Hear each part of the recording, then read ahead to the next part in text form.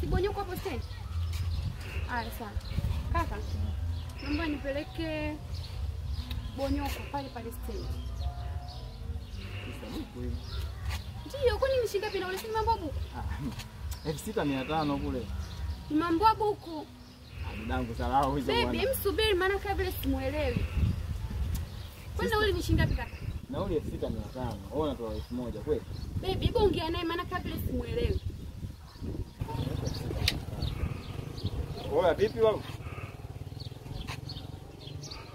Asa blaza, kwa nini hujampanga fresh hiyo? Ina maana hiyo bei wewe hujui. Yaani kwamba mimi nikija huko ndo unanipa hiyo hela au unanitumia kwenye simu? Wewe mwenyewe mtu wa kuposti.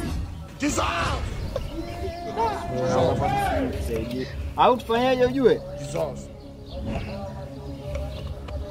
Yaani nikwambieje kwamba 5 years of madness. Utanielewa hapo. Yaani ni force mazingira kwamba na mimi nipige pa 6000. Yaani nitafanya kwamba nitapiga pa 5500. Nikishapiga hapo na afu nimlete hapo. Wewe si hauna mazizi yako mabovu. Maana ukisema umwache mwanangu jaa ujue huku mitaa sio hii. Niongee naye. Oya, anasema hivi. Maana hela hana. Nipige hapo 5500 afu nipeleke. Sawa, sema nenda kukulipa uko yeye mwenyewe.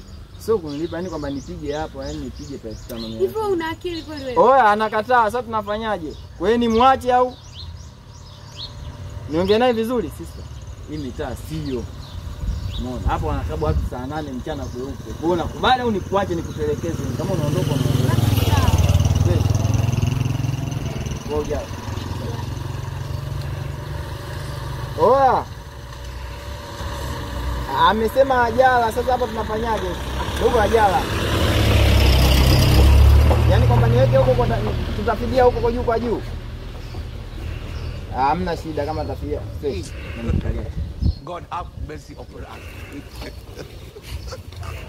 Sasa unaona hii hapa. Hii hapa hiyo ndio geto mpaka unatoka asubuhi. Na mume wangu.